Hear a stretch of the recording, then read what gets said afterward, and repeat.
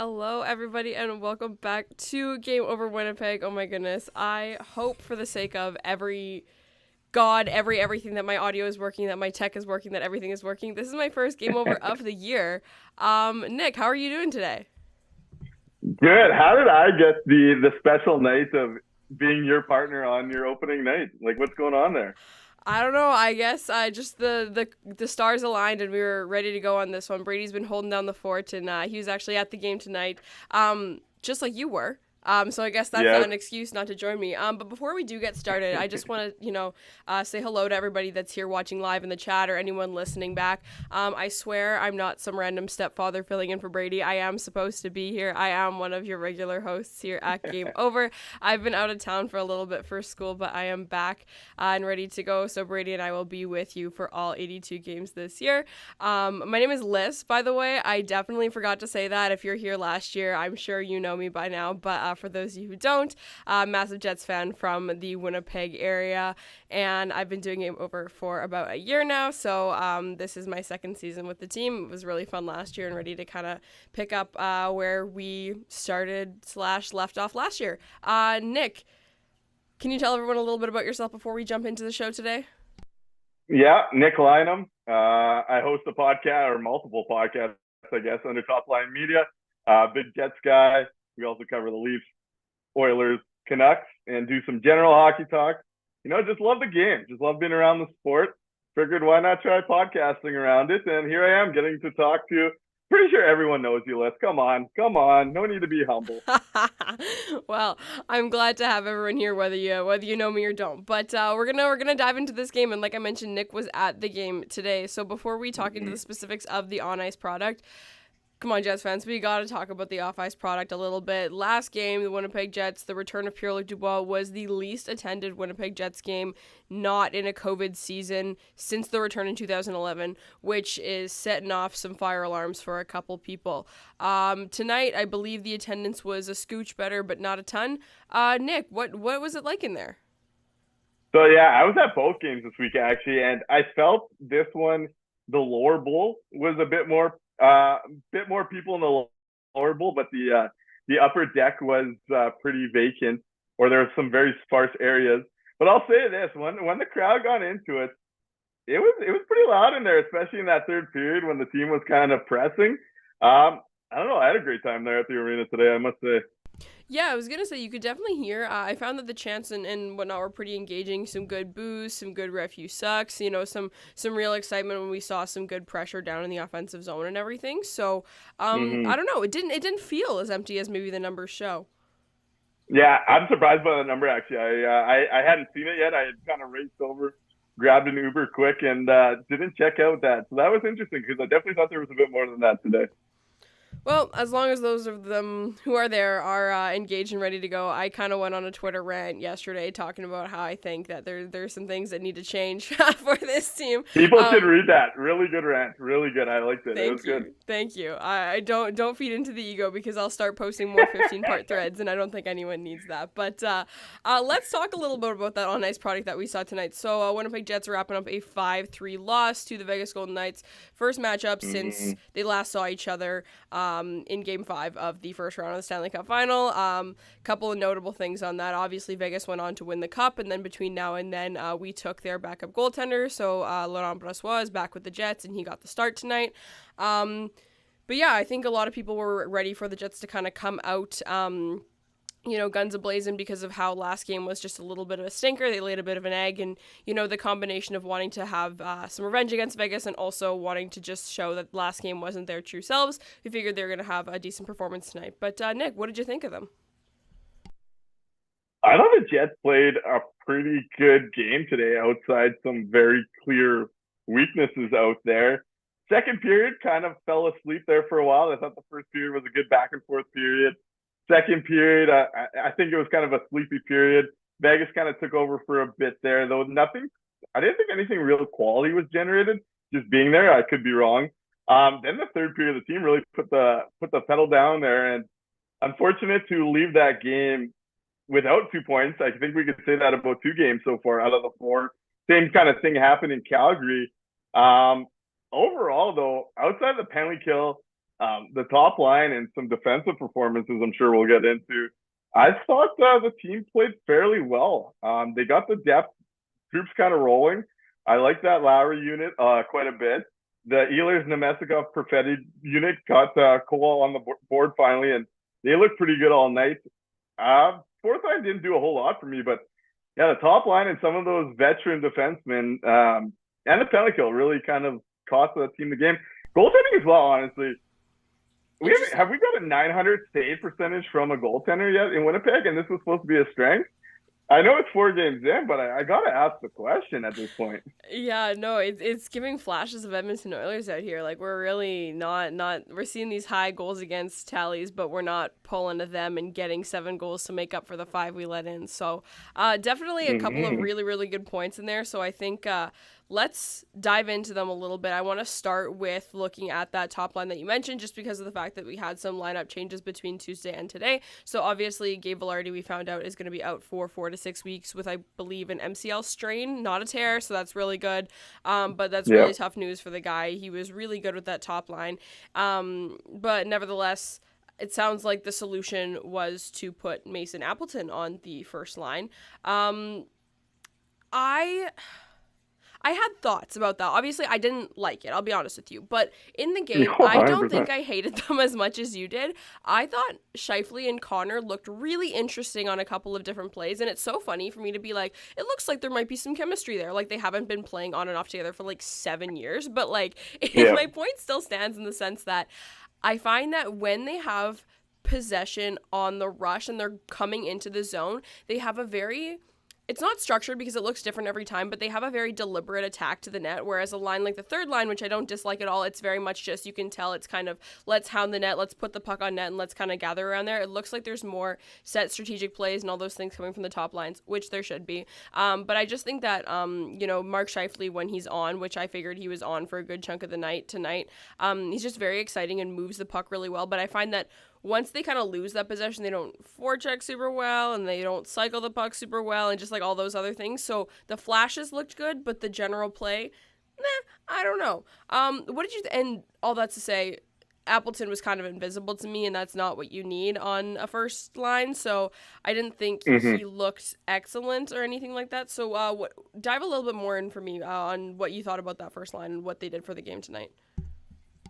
So the big thing losing Gabe Vilardi is he quietly stabilized that line, especially the opposite winger there. I know the point totals look really good, but the rest of Kyle Connor's game is he needs a driver. He needs someone that, other than just Mark Scheifele, to really dictate the game for him. And I wasn't a fan of him or Appleton. It felt like for me at the rink today, Mark Scheifele was the best of the bunch, and every time he was kind of looking for an option, there just wasn't one. I didn't like the decision to go to Mason Appleton there. We've seen it before, haven't had great results. He just doesn't fit a top line. But at some point here, we got to have a Kyle Connor conversation. I know me and Jordan had a debate about this week, and I know he puts up the numbers, but without 2 drivers on his line, I just don't see what he's bringing other than a power play scorer. And it's awfully frustrating because this is a guy that's such a key guy for the Winnipeg Jets. And as soon as he loses that core piece on his line, I don't know, man. The turnovers in the D zone, how soft he is along the walls, like it makes Mark Scheifele's job, who I think he's had a great start, polarizing player here, but he's had a great start to the season. It just makes Mark Scheifele's job that much easier trying to carry 2 wingers that really can't control the flow of play. It's kind of what I was seeing tonight. Yeah, no, 100%. I think, and Brady made a good comment in the chat, and just an FYI to everybody, we'll do a big chat dump at the end of the game and dive into any questions or thoughts that you guys have. But I do have it open in front of me, and if people are saying things that are kind of with the conversation we're going on, I'm going to bring it up. Yeah, but Brady mentions that Kyle Connor is useless off the puck, and I fully agree. And like you 100%. Said about the drivers on the line, as soon as his line doesn't have possession, he's not doing anything to get it back. He's not doing anything to diffuse the situation or anything like that. So when you have those players that aren't possession players, or they aren't driving players, they aren't players that are able to kind of flip the game like that, you lose that chunk of effectiveness from him, because if he's 100% when he has the puck, well, you're actually only getting 30%, because of that 70% of the time he doesn't have the puck, he's not doing anything. So it is very alarming to me, and it is the kind of thing that I think gets really put on display when he's put in situations where he doesn't have elite line mates. And he will probably have elite line mates for most of his prime career in Winnipeg, but we had one top six injury, one forward injury, and it caused Mason Appleton to move into the top six. So if that's how volatile the situation is, uh-oh. Okay, what do you think of Mason Appleton being the decision? Because I thought he played a pretty good game on that Adam Lowry line last game. And I get rewarding guys. I just don't see the upside there compared to some of the other options. I'm curious on your thoughts there. Yeah, so I know exactly what you mean, and I wasn't a huge fan of him tonight, but I think my thing is that I was a fan of what it did to some of the other lines. And what I mean by that is the whole Nemesnikov Ehlers piece. Like, I think there's some potential there, and moving Peretti to the wing, I don't fully agree with, but maybe if that means that he's going to have a little bit less pressure or anything like that, sure, I don't care. But I really liked the third line. And my 100%. thing is that Mason Appleton, if he's a placeholder up there, he can't be a placeholder for 4 to 6 weeks, but full stop, if this team is fully healthy, I would healthy scratch him and put Velarde back up there and leave the lines kind of how they are. Trade someone to bring in for like a Nemesnikov piece to replace in that top six there, but I really like this third line with Nino Niederreiter and Alex Iafallo on it. So I do think that Iafallo was probably the choice to put onto that top line tonight, but I liked the way that third line looked. Yeah, when I hear that, I kind of get Paul Maurice flashback to Tucker Poolman playing next to Josh Morrissey, so Dylan DeMello can carry Logan Stanley, who I'm sure we'll get into a little bit tonight. I agree. The Lowry line looked good. That they did what you would expect, and they added to the score sheet, which I think is very important this year, that the Jets find a combination where that third line is scoring. I just don't love the idea of the top line suffering when that's the line you're going to go to in relation to depth units. I don't know. I didn't love it. The welcome back, Nick Ehlers, though. Obviously been rusty to start the year. The Nemesnikov Peretti line worked. Good to see Peretti get on the board because, like you mentioned, it sounds like he's been putting some heavy pressure on himself behind the scenes at that center position, so maybe getting the weight off there.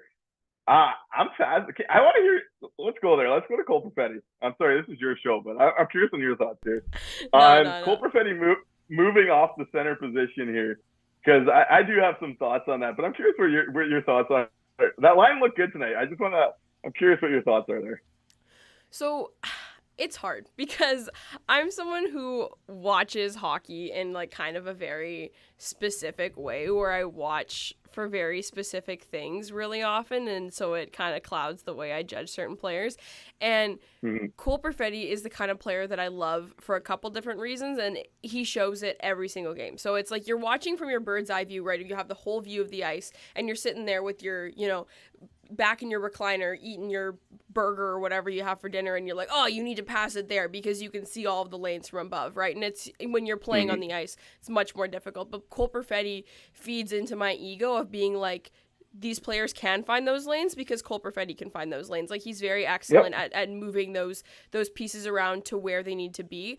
So that's one thing that I just love watching. His puck placement I find is quite excellent. So and it's very pleasing to the eye in that sense. And I also love watching him in board battles, which is something that's like kind of crazy to say. I feel like a lot of people are like, what, that little squirt, huh? But I think the fact that he's a little dude, he will go into a scrum and he doesn't Adam Lowry it, where he just lifts the stick and puts two hands on to shove someone in the back or whatever, which is what a lot of players do. I find that watching him enter it, or even when he's already in it, the way he moves his stick to properly either move the puck out to where it needs to be or trap it so that he can, like, he's just so smart and deliberate with things, and I feel like it manifests all the time. Where it misses for me is when he makes those passes and they're off because people aren't necessarily expecting them, or if there's someone in the way because you can't necessarily see and all those sorts of things, so they look more erroneous than they are. But also, if it results in a turnover, it's a bad pass. So, like, what can you do there? Last game. I don't want to come up with any, like, definitive statements because, again, I also didn't watch the first 2 games of the season. So I've only watched the LA game and this one so far. So I don't want to say anything too crazy. But, like, I still have all the faith in the world in the kid, especially as Nikolai Ehlers kind of shakes off the rust a little bit as well. And maybe if they get some more stability on their line and who's playing where, I still think there's a ton of potential there. But I'm interested, why'd you bring that up? What do you think of Cole Peretti, and what did you think of him tonight? I don't love the thought process behind bumping him off center so quick. I feel like Gabe Vilardi going down, we saw Rick Bowness really panic. The Jets have been playing pretty good hockey.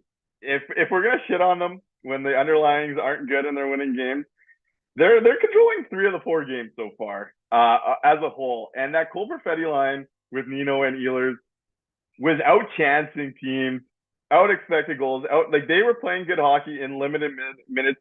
It was clear Bones didn't really trust them, but yet they were putting on results. What I don't like about it, especially this early, is all camp and all, like, even Chevy kind of hinted at it in the summer that he saw Cole Perfetti as a center. Then we saw Cole Perfetti was the only guy in training camp getting those reps. We're told that there's going to be a long leash. And then 3 games into the season, the rug is pulled. And my big problem with it is if you think of the Jets' big picture this year, the one thing they do lack is offense in the top 6, or maybe middle 6. And they don't have a true 2C option unless Cole Perfetti pans out. This team can't go on a run with a guy like Vlad Nemestikov as a top 6 center. I like him as a depth player. You like him in a pinch, kind of helping a line out.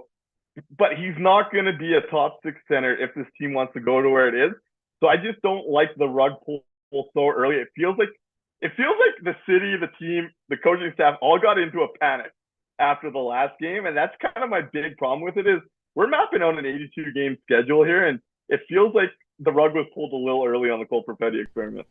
Yeah, no, I 100% agree, because when you find out a top 6 player has a long-term injury at game 78, that's when you put Vlad Nemestikov in the top 6, and you're like, oh shit, like, we got to figure this out. But this early, when you have this many players that you, like, openly voiced how brokenhearted you were to have to send them down to the minors and not give them a spot on the team, like, it doesn't have to be, like, reactive, instant, oh my gosh, and win now. Like, you have time. You have 4 to 6 weeks, actually, and that'll only take you not even into the new year, right? So they have lots and lots of time to figure things out. So I fully agree that the panic of moving Cole Perfetti out of the spot that you've openly said you see him in long term is just very curious, because, like, there isn't room for Vlad Nemestikov to grow into a top 6 player. You know what you're going to get with him, and I'm more than happy with what they get from him. Like, I have, this is not a Vlad Nemestikov hate conversation on either of our parts. No. He's a lovely fellow who absolutely did the job that he had to do tonight and will do the job. He's our new,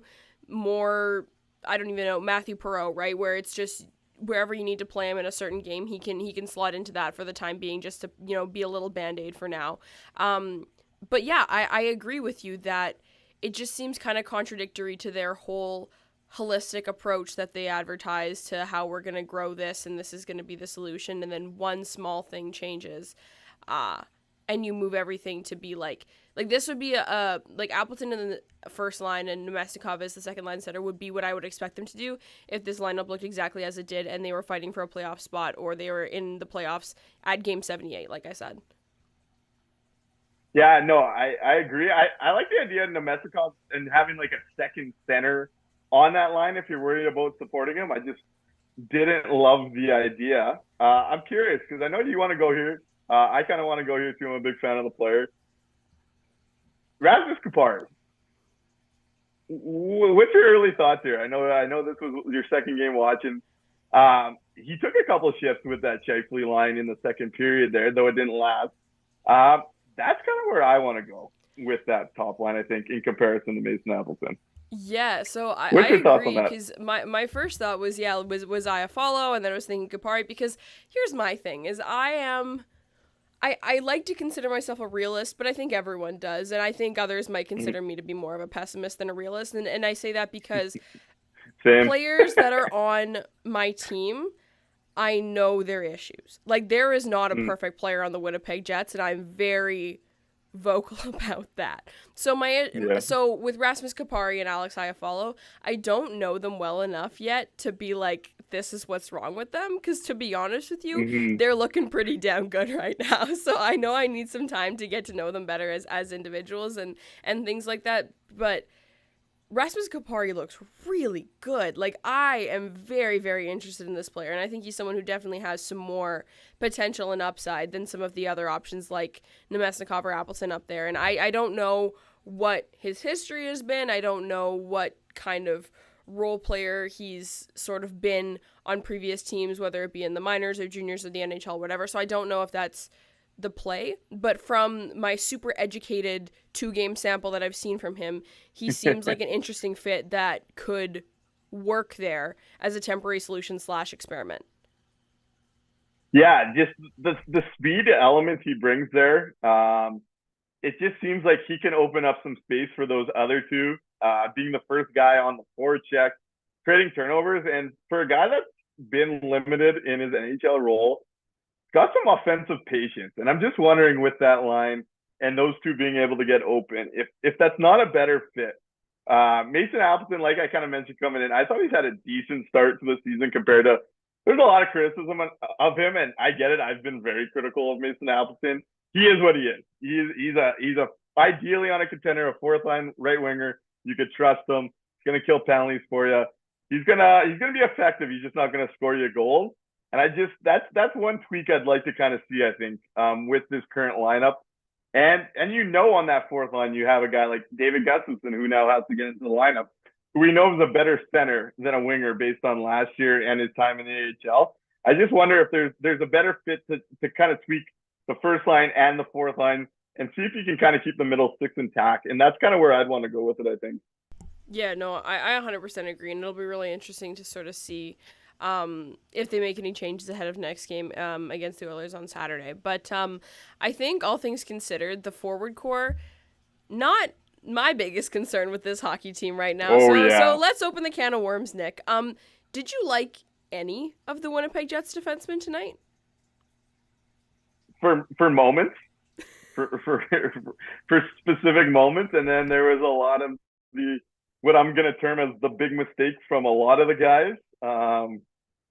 Nate Schmidt wore the healthy scratch based on his couple big mistakes, and he's had a tough time, but I'm not even convinced he's the worst guy left on this D-core. At some point, we're going to have a is Brendan Dillon washed conversation, I think, because I know what he brings, and last year I know it was an early.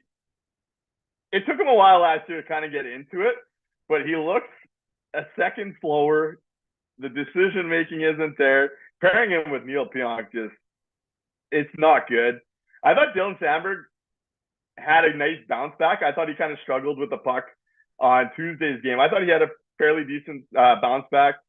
You see the games from Morrissey and DeMello where they kind of get a little risky in their game, and you see it kind of go back the other way. It's still not a pairing I'm overly worried about, but the big money guys at the bottom, and Nate Schmidt, Neil Pionk, and Brendan Dillon, just flat out have to be upgraded on. And I don't think this is a new conversation. This is something we've been talking about for well over a year. And especially if you have this forward group who we think you're going to get different guys contributing every night, you have the depth. You got to let this group you've put together up front cook a little here and get them some help on the back end. Moving the puck out's been a struggle. They don't handle pressure well, which against a team like Vegas, you see that exposed early on to create some mistakes, have some goals against. That was my biggest concern coming into the year. It's a glaring concern right now, 4 games in, just because I feel that group has cost the team points with some glaring mistakes outside of, again, the goaltending being under 900 early on. Yeah, no, and I almost want to not argue with that, but say that my bigger concern is almost less about the glaring errors, because I do agree that there have been some issues with some of those, but this forward core, you get what you get with them, sort of thing, and they struggle when they don't have clear possession on the exit. Mm-hmm. They really do. They don't dump properly. They don't collapse properly. They don't have a lot of control. But I'm sure that's not unique to the Winnipeg Jets. A lot of people, like, it's kind of an obvious thing to say, hey, this team performs better when they have control of the puck. Like, obviously they do, but they just struggle to sort of, like, they're not a Carolina that, forechecks and pressures and all those kinds of things. Like, they need that controlled exit. We saw that some of the players, like Kyle Connor, like, controlled entries looked a little bit better to me tonight. I thought I liked some of the things that I saw from them, but those control exits, I think, as a collective, were one of the reasons the Winnipeg Jets struggled. Like, it was bad. And that's not only on the defensemen, it's on the forwards in there too. But for sure. Yeah, those defensemen, they're, it's tough. And it's so funny. Like, Josh Morrissey, again, like you said, like, least of my concerns with that group. Like, he's definitely not the same player he was last year, but nor am I expecting him to be. He looks fine, but he's so funny because he skates so beautifully that it's like anything that he does, even if he screws up so horrifically, it's like, but it still looked nice. Like, he's just such a funny player like that. So he'll do things occasionally, and like it's harder for me to be like, oh, that was a bad play, because I was like, you look good doing it, sort of thing. Neil Pionk does not have that luxury as an awkward looking skater. Even when he makes nice plays, he had one like clear today that was so nice. He put his stick in just the perfect spot to kind of block a pass to a guy coming in front. I was like, oh yes, but I was like, why did it look weird though? Like, it's just so poor Neil Pionk. But no, I fully agree that with the direction that this team has gone with, obviously that identical contract signing, like, this team wants to win hockey games and this team wants to win the Stanley Cup this year, right? Like, this is what the direction is that they've chosen to go in, and none of these players are doing enough for me to be in the roles that they're in. Like, Josh Morrissey, again, not the most of my worries, but he's not a 1A defenseman on a Stanley Cup hockey team. Brendan Dillon is not a second pairing defenseman on a Stanley Cup hockey team. Well, sorry, okay. I just mean the way that he's played in the 30 minutes that I've watched him play. Like, I fully think he's fine. Like, I feel like I'm talking about him way more than I need to be, because the concern, is more on the Brendan Dillon, Nate Schmidt, whatever piece, where those players, for the cap efficiency, for the roles and matchups that they're going to get with teams that have more depth and stuff like that, like, I'm worried, man. I'm worried. Oh yeah, it's definitely the kind of decor that can sink a team. Like, it's the type of decor with those big mistakes, with the lack of puck movement, that you need elite goaltending, and we've known that for some time. To be quite frank, this is the same decor we've seen since Chevy's summer of 21, which is looking like a disaster class. If we're being completely honest, we're talking $16 million for those three guys we mentioned. Never mind can I say the word bust? Former first rounder Logan Stanley checked in, takes a stupid penalty with a high stick, and the penalty kill. Vegas went 2 for 2 tonight. Yeah, that was one of the strengths of the Winnipeg Jets last year. So yeah, I do. There's a lot of concerns with that decor. I don't know how you address it early in the season. We've seen like forwards become available on the market. D typically costs more at the deadline too. But if this team wants to be serious, they need not even just a depth defender like Chevy's gone out and gets. They need a real impact guy that could stabilize a full pairing at this point, because out of that $16 million, you're not getting it. Do we see Declan Chisholm soon?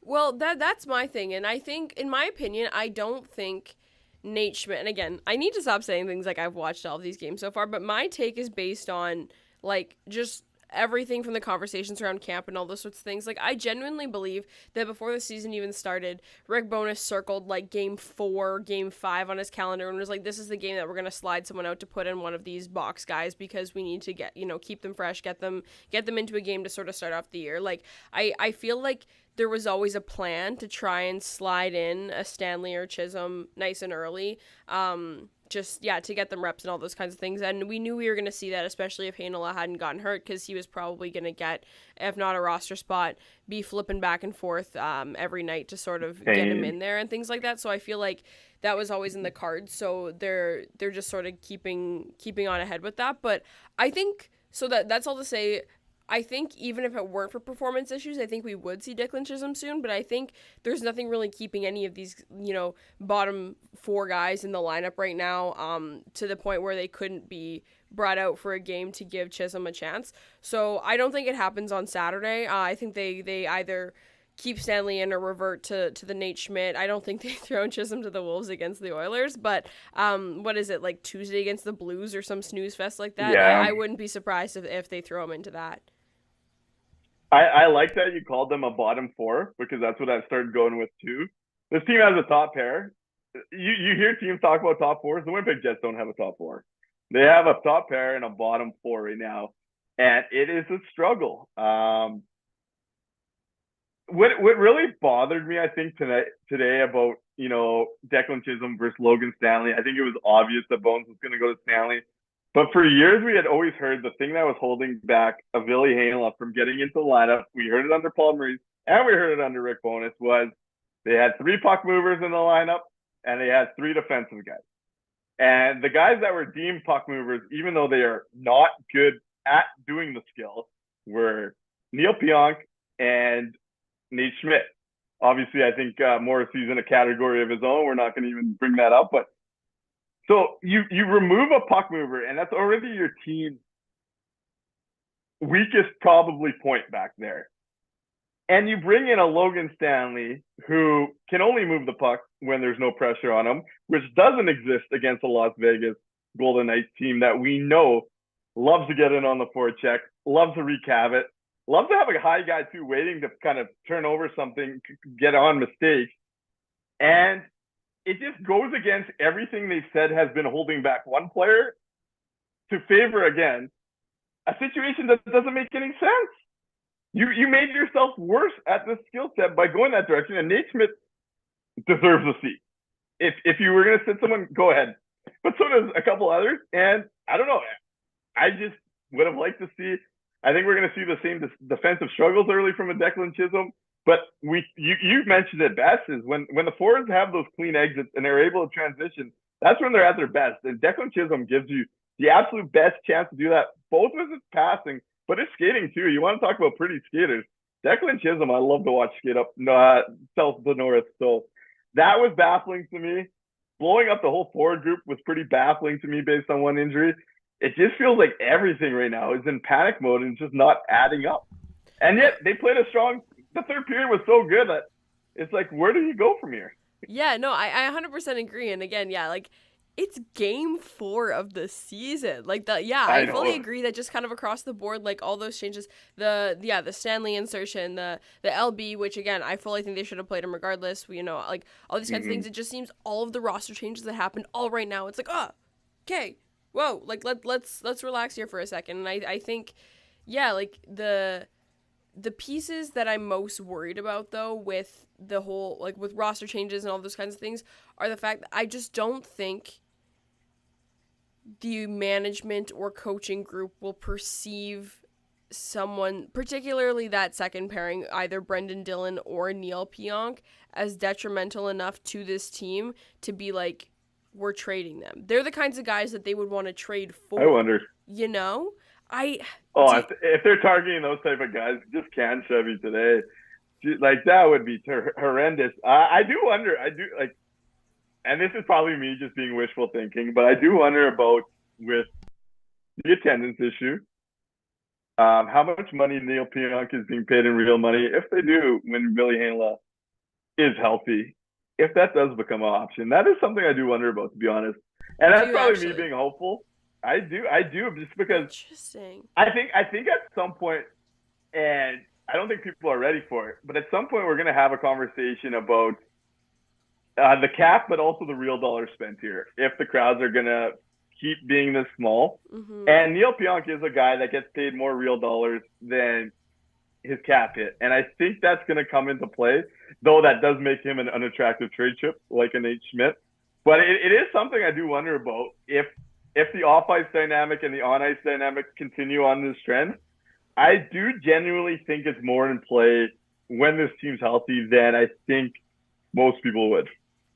Very interesting. I feel like definitely sit on that and don't forget it, because I'll be very interested to see how things kind of, play out when Ville Heinola comes back, because you're right, like, it was just kind of the quote-unquote obvious choice out of camp. Like, if Nate Schmidt, puck mover on the bottom pair, doesn't, have certain qualities, keep him in the lineup, Ville, all those things, it just kind of made sense. But if you're looking at a more long-term strategic play, maybe that's the swap out. And it's interesting to me. And I always feel like maybe it's just a suspicion, but I think the Jets also think about trade returns a lot more. And at the end of the day, 100%. Neil Pionk, is if you kind of say he's a wash, whatever, it's okay. We lost Jacob Trouba for what? Like Ville Heinola, cool. Like that's, so I always worry that there's that piece. And maybe it's just because I'm so biased about how they perceive first rounders that I feel like initial asset matters more to them than what the real asset is in the current time.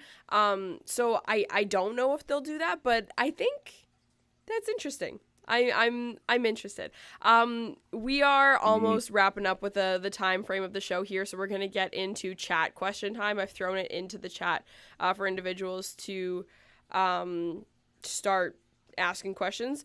Someone in the chat says, first question, Nick, is that a Trouba jersey hanging behind you on the wall? I don't know if this is like a lore thing or is there any reason for him to believe. Is there an 8? It's definitely a lore thing because I was a big Trouba guy. I think it's a Toby Enstrom actually. If you really want some lore. No way, that's way better. I think it might be.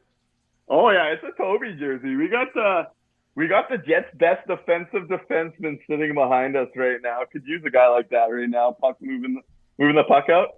Unfortunately, not a Trouba jersey. I never did buy a Trouba jersey, but I know at the time I was a big Trouba supporter, and I'm guessing that's probably one of the Facebook groups I'm in is asking that. I would take a stab at. No, honestly, Jacob Trouba was a freaking good defenseman, so I feel like that's not a crazy take to have at all to be a big Jacob Trouba supporter, and I feel like he's the kind of guy you'd still want to have on your team. He just makes a lot of money, and congrats to the boy or whatever. But Jeff says, I saw somewhere that the Jets were out in the Connor Garland sweepstakes, but if they were still in, pull the trigger and for who? So maybe I'm just behind. When was it announced that they were out on that conversation? Was that today? Okay, so I have a theory on this one, and it relates to my Neil Pionk theory too. So Elliot Friedman went on one of the Vancouver radio shows, and obviously Garland's the hot topic in Vancouver. And Elliot was convinced that Garland makes sense of Lardy injury. Plus, my opinion going in, the Jets still needed one more top 9 scoring forward to kind of replace Appleton, bump him down. Agreed. Elliot's quote, I believe, was he got a call and says, okay, tone that down a little bit. Winnipeg can't do that. And I think it's because if you look at Connor Garland's contract, on the cap, he's a $4.95 million player. Vancouver is willing to eat upwards of 30%. But if you look at the real dollars, he is guaranteed $6 million per year for the next 3 years. And given the big conversation we're having about attendance, I think that is why the Winnipeg Jets are out now, because those real dollars are going to add up over the course of the year. It would have been a tough trade to work from a cap perspective and still bank cap to fix this decor we just spent like 10 minutes talking about. So I think that's part of the dynamic, but I do think this might have been a money thing that's kind of keeping them away from Connor Garland, who, if anyone listens to me, knows I love the guy. So a little disappointing, but that's my theory based on Elliot's phrasing of it. Interesting. That's really interesting because I think that's something that people often forget about is the whole signing bonus, real dollar, all these different kinds of things with the cap hit. Like, and even things as simple as like the amount being paid in that year, right? Because the cap hit, sometimes we think that a $7 million player is making $7 million for all 7 years of the contract, when sometimes it's 10 and then it's 3 and then it's all over the place. Like there's a lot of stipulations within that cap piece. For sure. So that's a really interesting point. And I think we're gonna, as a market, if the crowds keep going that way, we might start having to look at player values kind of like the Arizona Coyotes do, in the sense that real dollars is gonna matter more than cap, I think. Interesting. I feel like that's a very, very good theory with this whole, and also just the I don't want to say stingy. Stingy's not fair. We're not going to say stingy, but yeah, of the organization, I think it's a very real and frankly like a fiscally responsible thing to care about the specific actual real millions coming out of your organization's, not cap hit. I was about to say cap hit. What do you, bank account? I don't even know. I don't know how to speak in non-sports terms. Let's say bank account. Bank account.